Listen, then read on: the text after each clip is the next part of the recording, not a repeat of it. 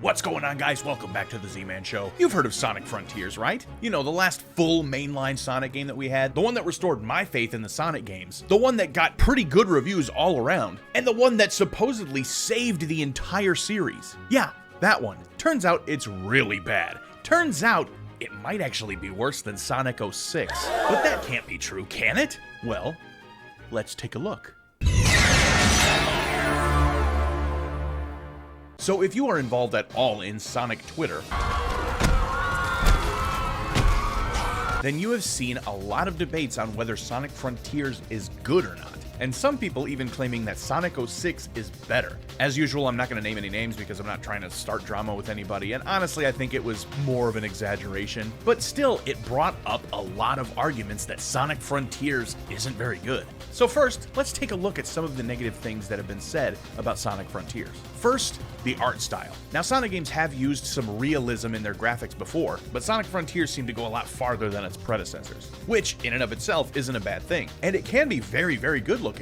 But when you end up spending hours and hours in pretty much a few different types of wastelands, it can get kinda boring. Again, that doesn't make it bad looking, it just gets kinda grating after a while. Second, I'll group a few things together and just call it visual presentation, like graphical performance, animation, stuff like that. Performance-wise, we know how Sonic Frontiers acts, pop-in being the most obvious issue. Personally, it doesn't bother me at all, but I do notice it. And just because it doesn't bother me doesn't mean it doesn't bother somebody else. One thing that does bother me more, though, is animation. Now, in-game, for the most part, it's just fine. But in cutscenes, most of it is very, very stiff, or at least not having enough frames between movements to make it look more natural or less stiff. I talked about it a little bit in my Supersonic transformation video, that when Sonic transforms into Supersonic, he just kind of immediately starts floating, like somebody kind of just clicked him in Photoshop and dragged him up, and then he just kind of turns super. There's stuff missing there. That bugs me more than any kind of pop-in, and you'll see things like that throughout the whole game. Does it ruin the game? Of course not, but it is an issue for some people. Next, a big one would be cyberspace. Now, there are a ton of people that enjoy the cyberspace stages, and while I don't think they're terrible, I do consider them the weakest part of the game. These are where you play the more traditional stages that you normally would in a Sonic game, but the physics feel restrictive, the speed is usually kind of slow, and the level aesthetics are just repeats over and over and over again. Now, some people don't like that the levels are designed as basically references to old stages from other games, because story-wise, they're in Sonic's memory. I actually don't mind that. What I do mind is them not being all that fun. But the silver lining to that is the open zone gameplay, which I think is a lot more fun. And if you don't want to do the cyberspace stages, you can go collect other items throughout the open zone, as well as go fishing with Big the Cat. There's also the issue of characterization, which is extremely subjective. Sonic Frontiers being a lot more somber than pretty much any other Sonic game, but since that really comes to personal preference, you like it or you don't.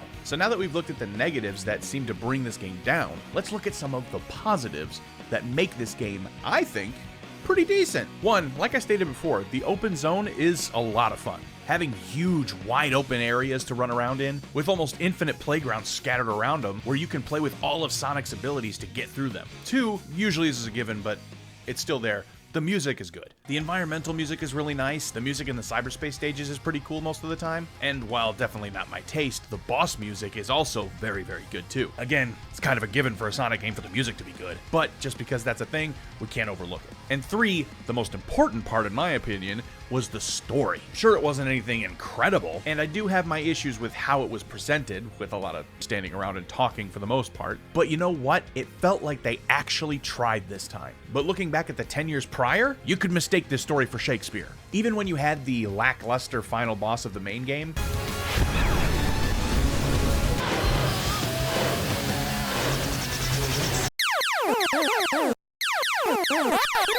Final Horizon gave us an alternate ending with a badass finale.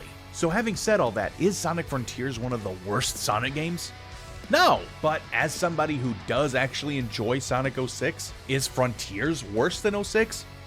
No! I enjoy playing Sonic 06 despite its flaws, but I know it is a very poorly constructed game. Frontiers has some issues, but nothing like 06. No.